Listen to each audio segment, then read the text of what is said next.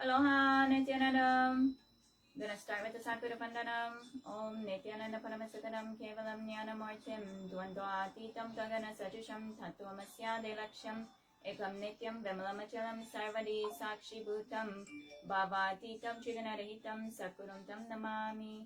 Om Nityananda Paramashivoham. Om Nityananda Paramashivoham. Om Nityananda Paramashivoham. So exciting news happening in Kailasa, the only Hindu nation recognized by the UN. And today, Swamiji in Darshan or / Satsang is announced that because of the Janmabhoomi celebrations, a lot of auspicious blessings have opened up doors for Kailasa, Maha Kailasa, to be able to open up its doors for the world. And essentially, well, what is Maha Kailasa? For me, I like to explain it as everybody is familiar with Harry Potter's school. Yeah, that's pretty much what it is, because it's focused on ancient Hindu educational methods, which are download methods, and equate to power manifestation. And so in today's message, the bottom or the takeaway that I wanted to share is only when you put yourself through the challenge, the genius in you is awakened.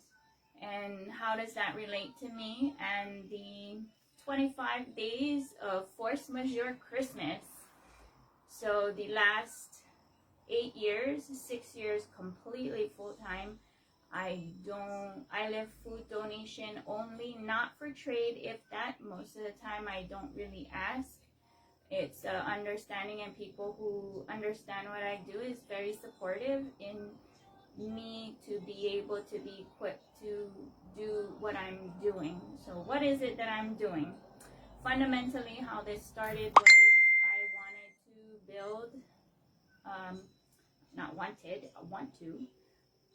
build temple, basically more like a global mobile temple, but where my feet is, and despite growing up in Hawaii, being 4th generation Japanese, despite my grandparents being hauled off during World War II to internment camps and all of that, losing everything and then having to rebuild from scratch here in Hilo. And so for people who might know, my grandparents had Osako Dry Goods across from where Ben Franklin is. Long time ago was like Safeway, and long time ago, right? My mom graduated from Hilo High School, and I was mostly homeschooled. And like a vast majority of people in Hawaii, we are not taught or shared what is the actual story of the Hawaiian people. And because there is, and me and my seeking decided to be, okay, I want temple in Hawaii Kingdom, thus making all kinds of decisions to align to that truth, including not participating in money, no bank account, no 501c3, none of those infrastructural vehicles of the American invasion within Hawaiian Kingdom. And so with the lots of sitting and listening, lots of study, lots of sitting and listening, and deconstruct legal arguments of different factions and their warriors to try and somehow sort this out properly and peacefully. And so all of these things happen, the Mauna, so many things. And being on that front line trench work, just showing up where my Na'au is getting pulled. Paramashiva is showing me, I need to see this, and witness this, and document this and all of those things to really figure out what it is that is here, because it's based on infrastructure, and that infrastructure is kind of like a mirage as to what really is. And so with the different cases that I follow, offer support, moral support, or actual real support like helping or whatnot,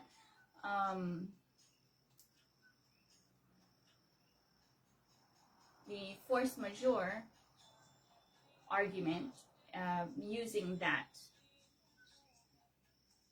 So just wanted to share, I do run a legitimate temple. It's a home temple.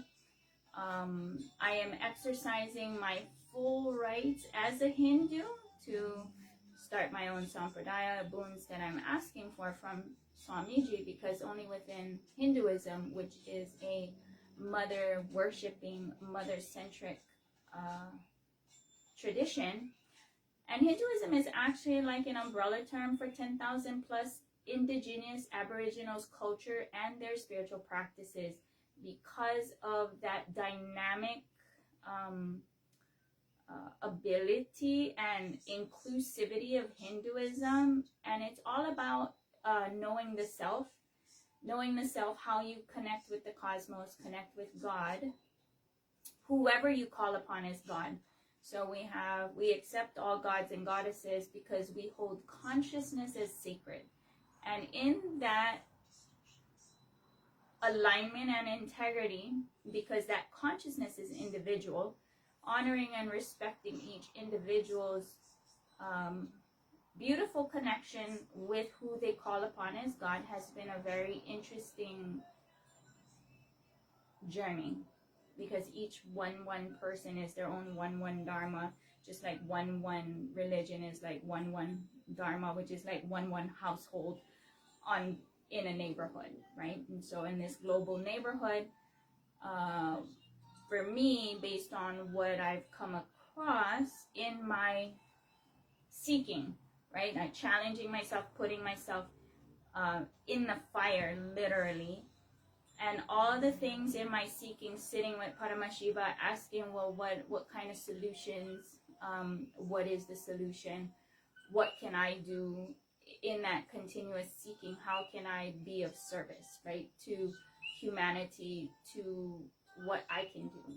And so in that came one of the first downloads is because of the pure questioning, mothers to initiate third eye and kundalini through umbilical cord initiation, which is the most powerful initiation one can receive, thus can have live powers, the 460 powers of Mahadeva from day one.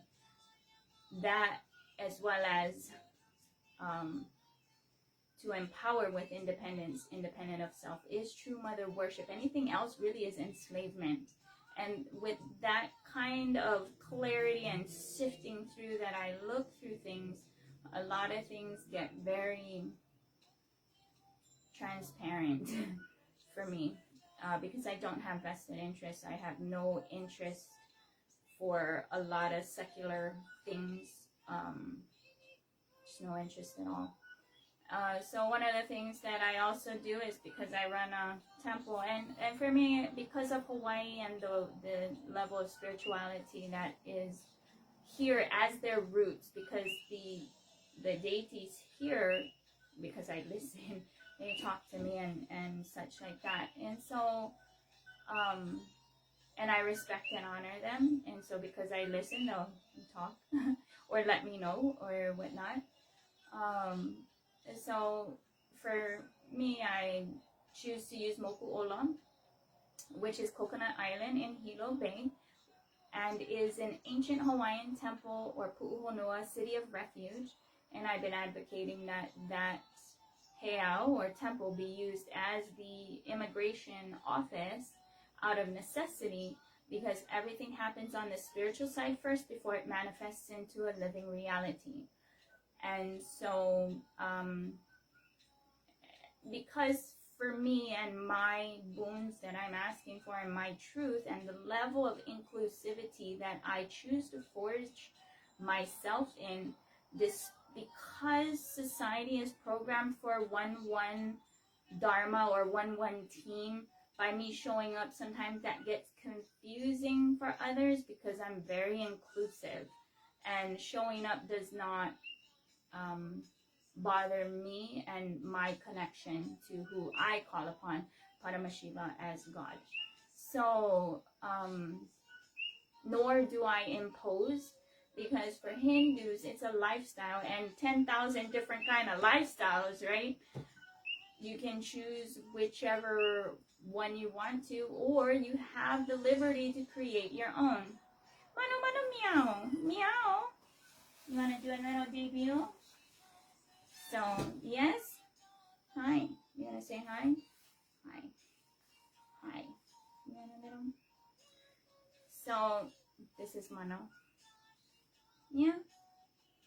Mano Meow is waiting so patiently because Kala Kala Fuzz, he had surgery and he can't play right now because it might rip open his stitches. So we don't want that. Yeah, you're waiting so patiently and so good. You're so good. I'm so proud of you. You're so good.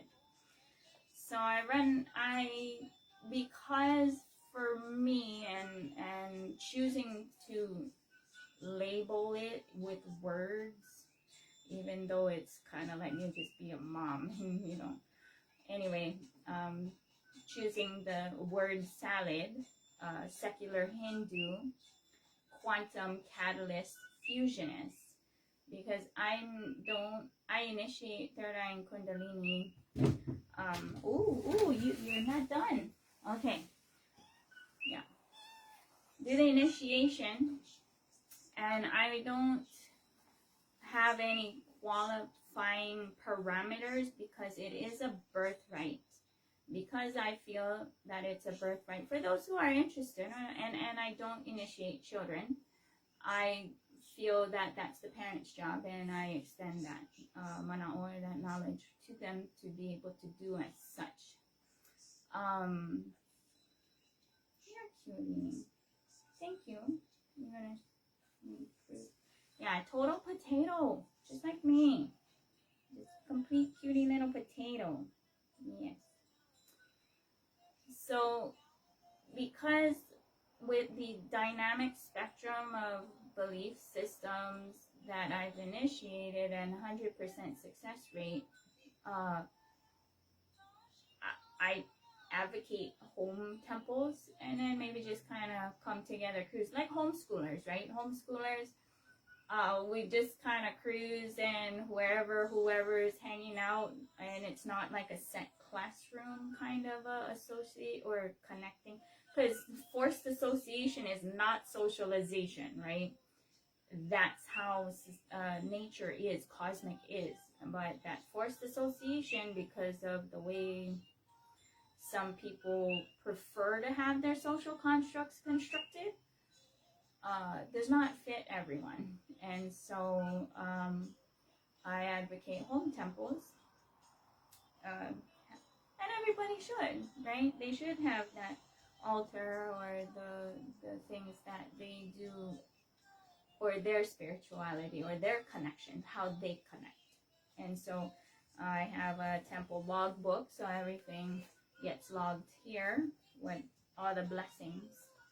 And the continuous reminder, and this is something I recommend people to do, because when you do this, the amount of gratitude becomes enormous. You become very conscious of the gratitude, and so I recommend it, right? Even the whole not dropping money, dropping bank account, dropping every social program, construct, or whatever, has been an extremely humbling experience in focusing on the connections, right? Connecting with people,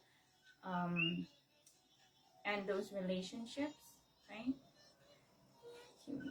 You're so cute. Potato. You're so good.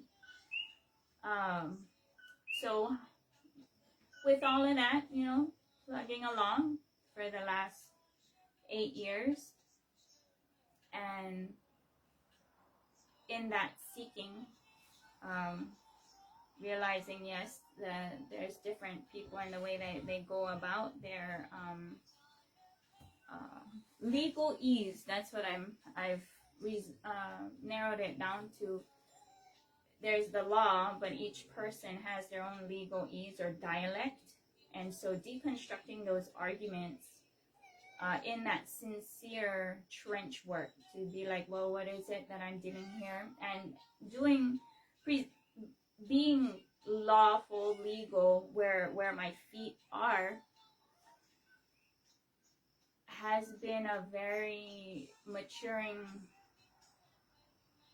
beautiful journey. And because, for me, I don't take sides, I refuse to be a weapon, because if you're taking sides, you're going to become a weapon. Not taking sides of any of the factions, and there are many of them, nor doing my best not to form opinions, because everybody is trying the best they can with what they have, right? And so with that inclusivity, how to get people to come together, and that gets very challenging, because the explosive nature that happens.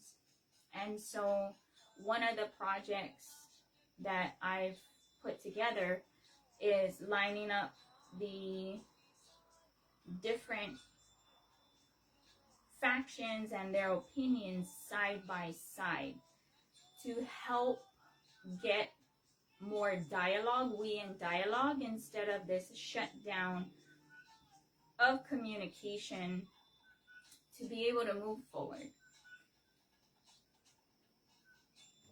So those are the challenges that is not just within Hawaiian Kingdom, and one could say that that is a civil war even within the Hawaiian Kingdom. But going to the depths of my seeking and coming to grips that the American Civil War and actually the Boston Tea Party has not is not over, and technically the British are winning in America because of the BAR, which is British Accredited Regency to practice American law. And so this is where it gets interesting, coming across those who have opinions about the way that I went about and go about doing things. And so my answer is, is it intelligent to go into debt slavery, right? We're talking hundreds of thousands of dollars, to pledge allegiance to the British Crown, Bar Association, right? British Accredited Regency, to practice American law in Hawaii Kingdom. That's so far. That's like trying to apply Chinese law here, right? No, it doesn't make any logical sense. And so with all of those things, to really study what it is that it is, so that I can build on the proper foundation, a temple, right? I'm not going to register. If I'm trying to build a temple in China, I'm not going to register it in Britain, right? That is illogical. Same thing. Hawaii Kingdom, and with Kailasa, that has been recognized as a nation, holding that space, that sincere space, and that sincere effort to connect and do what I can to help this situation, for Kailasa and Hawaii Kingdom to have a treaty. And in order for that to happen, Hawaii Kingdom has to come out of its own martial law.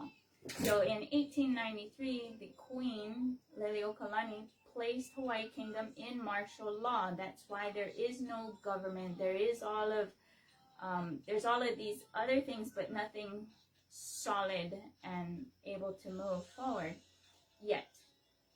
So in reading the laws of war, in occupation, the occupier must also call or put in martial law. And so that's what Kianusai is proposing, that the state of Hawaii be that interim government. There are other people with other opinions. For me, I will hold. I'm gonna stop right there. So that's what I've been doing: studying, listening, sitting, showing up, thinking, praying, meditating, getting downloads, showing up, notes, taking notes, organizing it so that I understand what it is that's going on, because you got all of these different areas, right? And then there are many who are claiming king, even internationally, and there's a lot of things. For me, I'm trying my best to somehow avoid Hawaiian Kingdom have any kind of international public shaming. Now I get that each person is doing the best they can to try and reach out, just like a lot of the indigenous Aboriginal cultures and their peoples, due to colonization of the British or the French or whatnot, and the genocide that happens. In that rape, torture, genocide, murder of those beings and their self-righteous justifications, backed up with whatever they want to back it up with, whatever book, holy, and call it holy or whatever.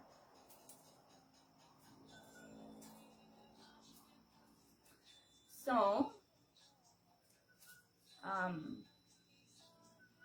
kind of fast forward to today, because this is the first day of the 25 days of force majeure Christmas.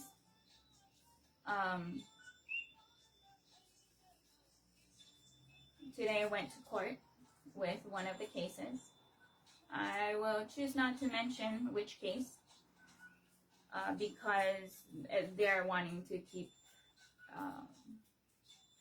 things unsaid, because doing the force majeure argument or plea, and they're doing that with complete integrity and alignment.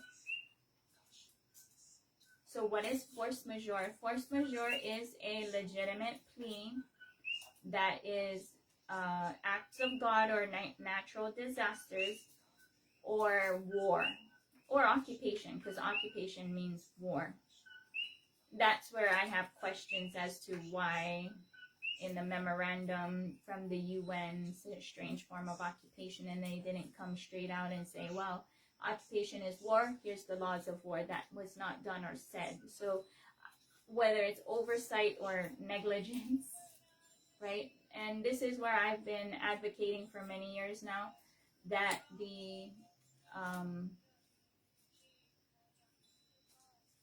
I would say 3 years, 2021, 3 years, that all peace organizations, NGOs, humanitarian people, organizations, religious people have the laws of war with them, and at least read through it, whether, because the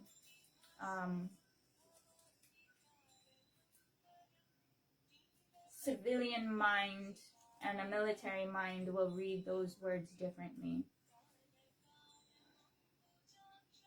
So I always recommend people in my Sangha who extends the intention or whatnot that they want to help with Kailasa in Hawaii, I do tell them, please sit with Meenakshi and read the laws of war. Meenakshi is the warrior, princess, queen, goddess.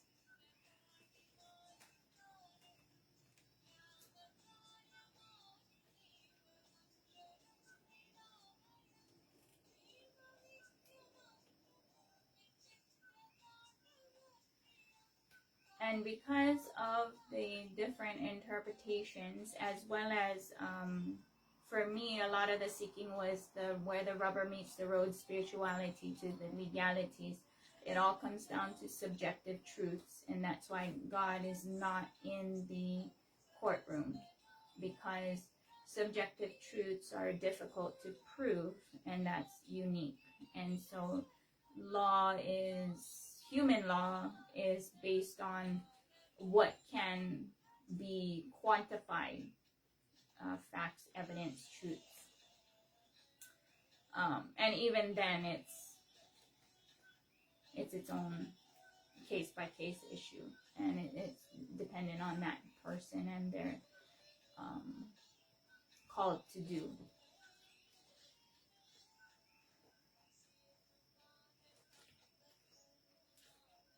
So today in court, what has happened was the prosecuting attorney, the public defender, and the judge, two public defenders and the judge, were all really working together to try and find the best solutions. And because all of it is a case-by-case basis, the answers are unique.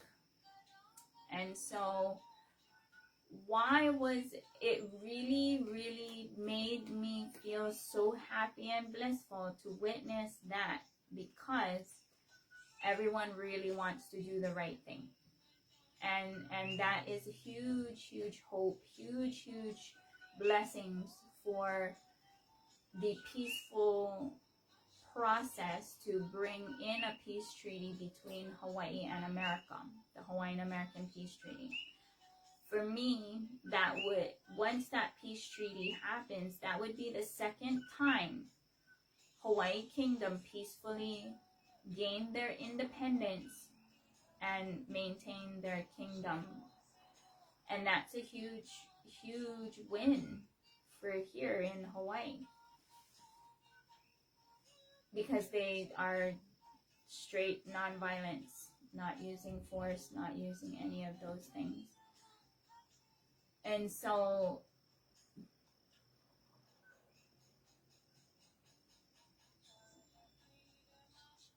for me to raise the conversation, because everyone's, even globally, is like humanitarian law, and when I read through it, and with the cognition that maritime law is commerce, so we're talking about corporations. That's why you got all these corporations everywhere. Everything is a corporation, and thus the only humanitarian law would actually and factually be a global peace treaty. Those are hard truths that, for me, that's what I see. And anyone making it complicated more than that, I mean, if you, and the other download for me was the Global Bureau of Conveyance. If there's a Global Bureau of Conveyance and a global peace treaty, there should never be war. Everything would be earned honestly, sincerely, and, you know, families, stability. And so with this Gemma Bhumi, one of the hugest blessings was Swamiji was able to purchase, or Kailasa, his childhood home. I'm fortunate to live in my grandparents' home that my mom grew up in, and the lychee tree in the front my mom planted, right? That's a huge blessing. The room I live in, that's being recorded here, my grandpa took care of my grandma for 10 years, bedridden, in this room, and she passed away in this room. And he didn't want anybody touching my grandma, so he took care of her. So those are huge blessings of stability and roots. And for me, there's nothing more beautiful or worthy of inheriting than heirloom fruit trees. I get to eat the oranges I grew up with and my mom grew up with, right? So those beautiful things of stability is something that I really wish for everyone to have and aspire. And in this whole thing, because it's about land, everything is about land, redefining slavery, that's another thing that came up for me, was to redefine slavery. And as long as there are constructs where there's landlords, there's always going to be a form of slavery, and usually women and children are trafficked for whatever reason because of the capitalistic system, where basically all of that would not exist if everyone was given an acre of land to take care of themselves, right? Teach them to farm and take care of themselves, and nothing else is, unless that's what the being wants to go and seek and do, anything else is really not that necessary. All the main skills that are not being taught in public school. So that was it's a huge boon for Kailasa and Swamiji for that. And so I really bless humanity for the same, and start thinking about and planning and bring those conversations, how to have that level of stability and love, family centric, right? Matriarchy of family centric societies. And it really does start with that kind of stability. And because of that stability, I have a certain level of stability because of that. And that is very humbling. And so, for us, we live a lifestyle of completion, and we do completion workshops, seminars, retreats, as well as unclenching meditation. And for me, through this process or this journey, especially with the retreats, Paramashivoham retreat, level 1, 2, and 3, I continuously attend, and it's very huge blessing, because I choose not to participate in money, and I'm just like, nope, because I can't, right? I can't. Why? Legally I can't. No bank account, right? Because the Hawaii Kingdom is in martial law from 1893. They don't have modern everything. And so Swamiji makes it free for everyone. 1, 2, and 3, right? So that kind of care, as well as, like, how do I explain this journey with the boons that I'm asking for, right? So a lot of times, what is it like to have an avatar as Guru, or Paramashiva himself as Guru? Because Guru is Paramashiva. Guru is God. A lot of people read the Bhagavad Gita and look at it as, well, there's this conversation between Krishna and Arjuna, right? And they talking and talking in his journey and whatever. But for me, it's been like that with Swamiji, just attending the programs.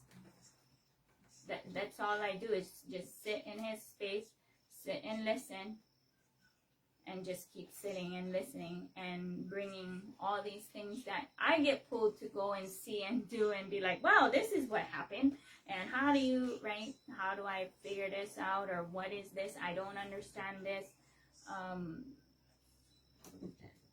And it's not just external, it's like starting from me, right? Because for me, I'm like, from the space of eternity, no matter what life going into the future, you will only see me doing what I'm doing now. And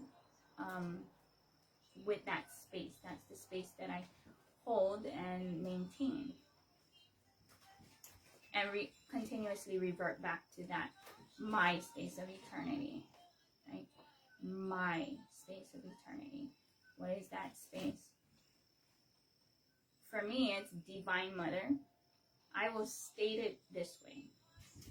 A Divine Mother on behalf of all the Divine Mothers, because so much abuse has been done to the Divine Feminine that there's a lot of women who can't even find the words. They don't even know how to grapple with the words, as well as the decimation of the community. Ancient ways where women had their circles, right? And the grandmothers, to be able to rely on the grandmothers, and with the culture of constant divide and conquer, it only leaves who's left. And we should be putting our children on our shoulders, not drop kick them to the ground.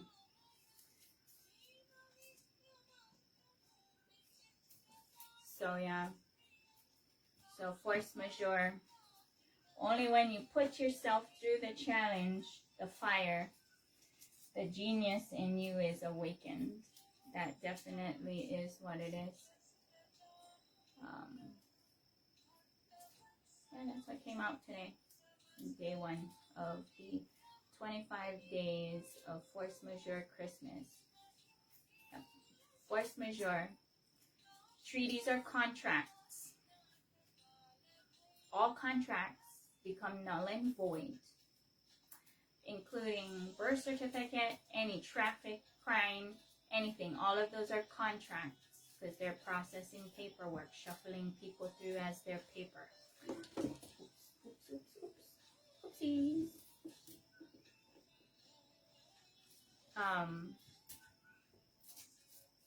TMKs, real estate, and actually transactions of real estate during an occupation or war is war crimes, international war crimes.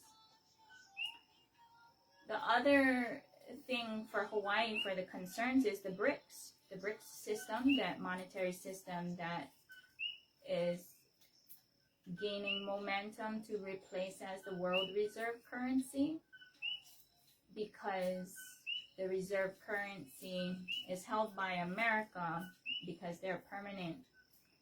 They have hold a permanent seat, so they can't be removed, and so that becomes a challenge when they're a global bully and such. So get all of these factors, as well as the solar flares, right? All that energy coming through, and all these things coming through. What an exciting time to live, right?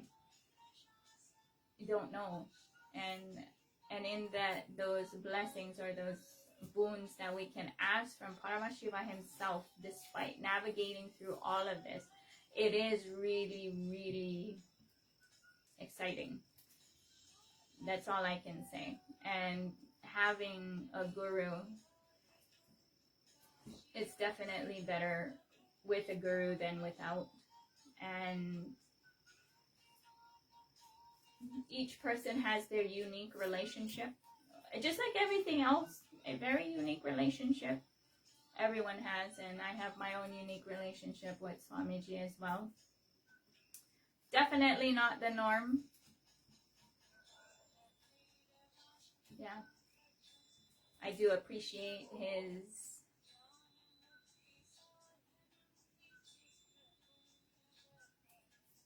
pushing me to be able to power manifest and stand and keep standing, and choosing to stand and choosing to get forged in that fire to manifest so that the genius comes out.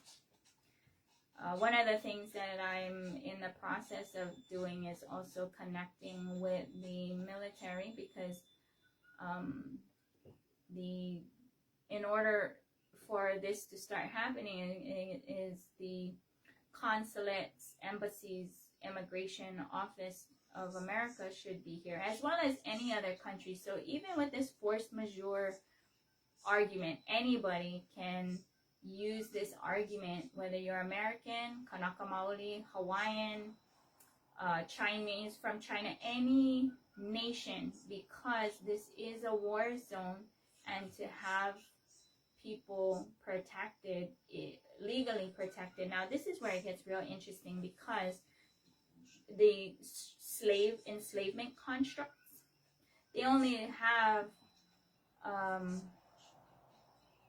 prisoners of war, which are those who are belligerents or military personnel, or protected persons, and the protected persons are just civilians,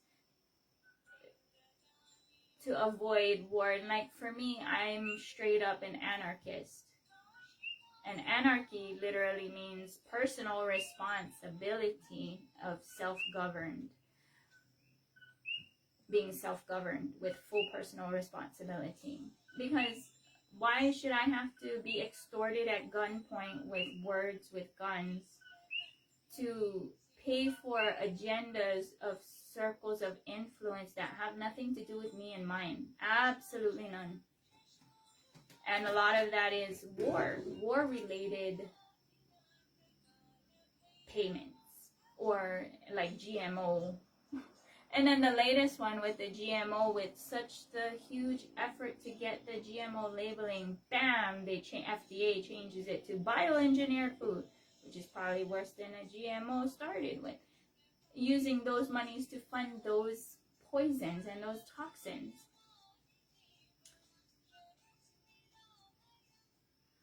I'm not against things being in the marketplace as long as there's full disclosure, right? I'm not against it. It has to have full disclosure. If you're not going to do full disclosure, then it shouldn't be in the marketplace.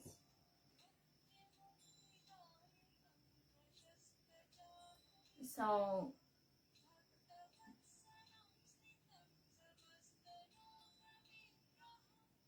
yeah, can go on and on and on all kinds of things. Or when you're looking, and those are corporations, right? So how does one navigate through that? Well, before you just go and work for anywhere, research the company, right? It's better to start your own business. I know that gets difficult with roots culture, because I'm in the process of figuring out how to do fair trade for roots culture, specifically Lahala weaving. So with all of that, all these projects, because Swamiji's like, minimum 108 projects. I'm only up like 40 something, inching it one day at a time, right? And some days I feel like a little ant trying to move trying to move a mustard seed, and it's as big as Mauna Kea, right? And I'm just like, just move, please. Yeah, quantum quirking, wormhole, a new reality, flash here, right? Because that's the quantum world, and we're talking about power manifestation. I don't see why not, right? Why not?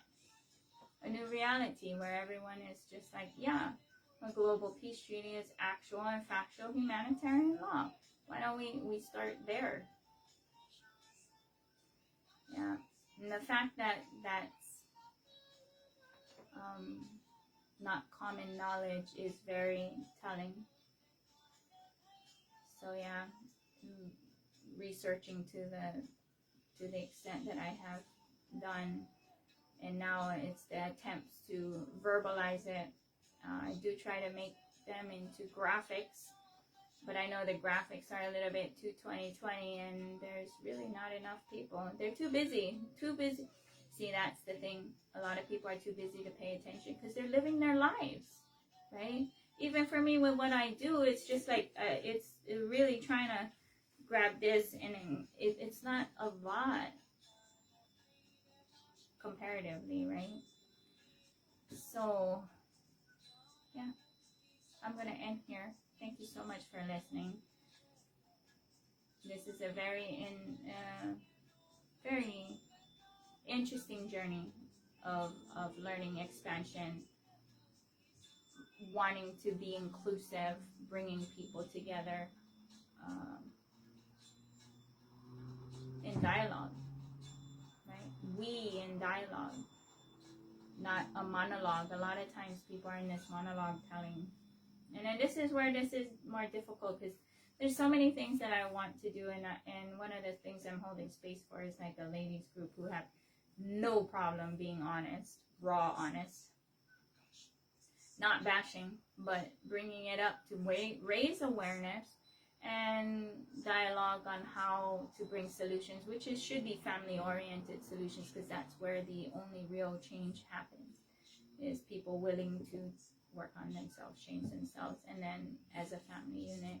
So those are a lot of things that I appreciate about Hinduism as well. But yeah, well, thank you so much for listening. I'm going to close with the Purna Mantra.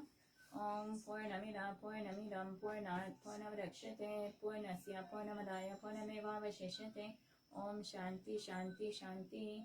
Hari Om Tat Sat Sarvam Bhagavan Shri Nityananda Paramashivam Parakarpanamastu. Om Nityanandam. Thank you so much. Aloha. Nityanandam.